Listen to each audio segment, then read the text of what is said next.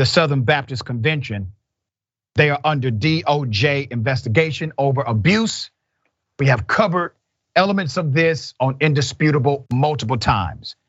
Now, the DOJ has opened a federal investigation into the Southern Baptist Convention, which is the second largest Christian denomination in the country, following a report that alleged church leaders ignored survivors of sexual abuse. We reported on this as soon as that report became public, all right?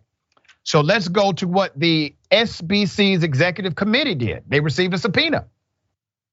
They received a subpoena, but no individuals have been subpoenaed at this point, according to the committee's lawyer.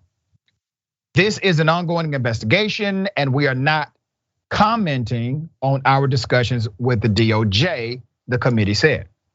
Individually and collectively, each SBC entity is resolved to fully and completely cooperate with the investigation, the statement said. While we continue to grieve and lament past mistakes related to sexual abuse, current leaders across the SBC have demonstrated a firm conviction to address those issues of the past and are implementing measures to ensure they are never repeated in the future. Lies, complete 100% lies. They are lying and the truth is not in them. These individuals have covered up acts of criminal conduct, sexual assault, sexual abuse, and child predatory behavior.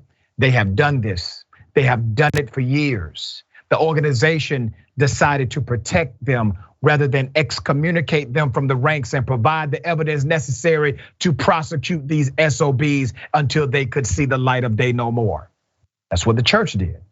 All right, there's more.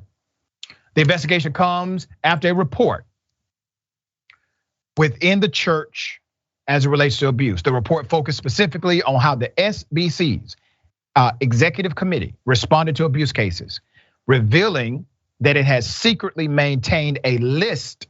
Remember, we reported on this list, secretly maintained a list of clergy and other church workers accused of abuse. The committee later apologized and released the list, which had hundreds of accused workers on it. My previous report, I exposed all of those individuals that we could find on the list. Now, what's happening here?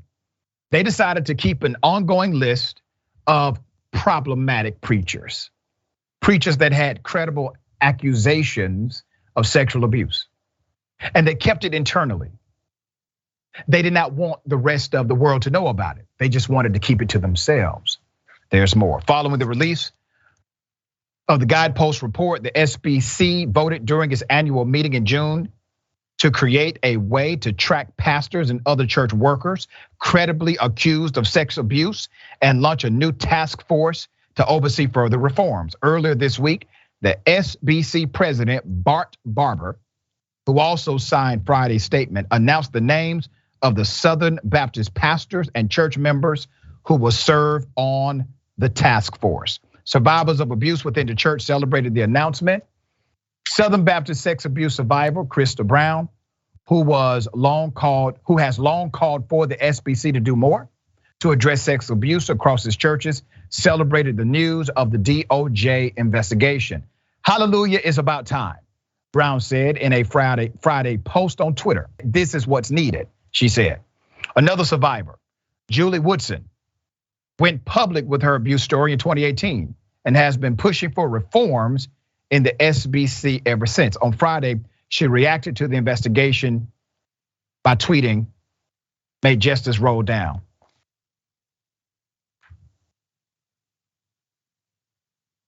What are y'all celebrating? Reforms? I hate to say this because I know many of these individuals have been victims. You're celebrating reforms? The victims that this church and the preachers inside of this denomination, the victims are still there. These preachers are still preaching. Where's the mass arrest? Where's the mass exodus? Where? We're celebrating reforms. Oh, great, we got a policy change. That's good. We have a way to report sexual abuse that this oversight committee will actually listen to. Don't fall for it, my dear sisters. Don't fall for that. Eradicate, uproot, seek justice, have them face accountability, real accountability for the damage they have done to countless souls who trusted them to lead them to a better life. Don't allow the religiosity that you have been taught to blind you from the reality of the danger these monsters have created. I don't give a damn what they wear on Sunday. I don't care if they have a Bible or not. God gave you a brain before he gave you a book. Use it. Separately, a cat who's down with the Southern Baptists, his name is Pastor Greg Locke. Greg Locke has been praised by Eric Trump. He accused prominent televangelist Kenneth Copeland and Joel Osteen of sexual abuse in his preaching. Now, I don't have much love for Kenneth Copeland. Joel Osteen, he's a mixed bag. He says some things that are inspirational. I don't like how he treated flood victims. But here's what Greg Locke said in his pulpit. Here it is. Full-blown demon-possessed Satan worshipers like Kenneth Copeland, the most powerful pastor in America. He's a demon and he's going to hell, and you tell him I said so. I'm about to kick his pulpit over and preach wide slam open tonight. That low-down, sorry sex trafficking rapist. I wish to God he would take me to court. I wish to God that demon would take me to court. I'll show the pictures I've got. You ever send another dime to that low-down, sorry pedophile? I pray God curses your finances.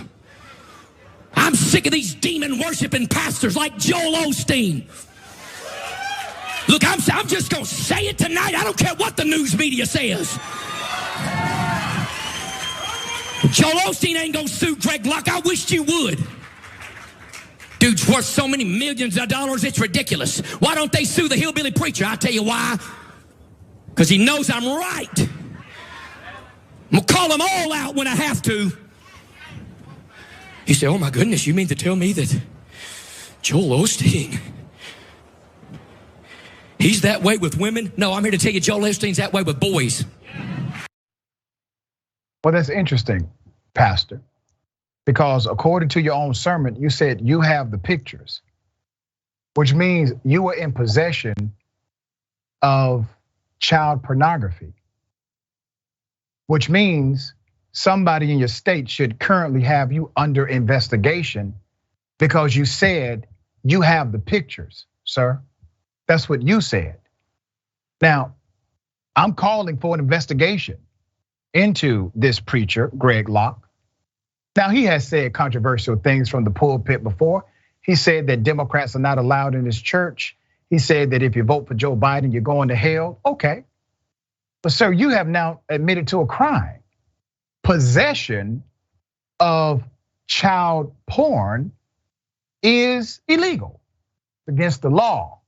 You said you have the pictures, which means you are in custody of illegal material. Is somebody willing now to investigate this clown? All right, sharing thoughts here. Well, I would hope that your investigative team is his computer already in the hands of the FBI? Because they have got to do a full workup on his computer, his iPhone, every device he has, because we've got to get to the bottom of what else is on there. It's just, and you notice how he kept talking about money? It always came back to money, how many millions Osteen has, and I don't have this, and you better not give or tithe or whatever he was talking about. The problem is, and I'll go back to the SBC, because the way you laid it out is just, it's incredible and it's easy to follow. When you remain with your predator, your victimizer too long, the sickness begins to feel like a cure. There's no cure here. There's no cure, okay? And I don't know where SBC intends to track these problematic preachers, except from Bible study camp to Bible study camp, because that's where they're going. And I really don't understand why they can't be more transparent, because they've commented on everything. I just made a list: abortion, gay people, race, guns, Trump. They've said a lot about a lot of things. And we need full transparency here, okay? And we need some arrests. Arrests need to be made. Yeah, and if this church is not talking about being transparent enough to aid in the prosecution of these preachers who have violated the souls, the bodies of innocent people, they're not willing to do that. Whatever judgment comes against that entire group, whatever narrative is antithetical to them as an organization, it is well deserved. While yes, the vast majority of preachers may not have engaged in it, the vast majority of preachers did not do what they needed to do to eradicate the danger inside of their industry.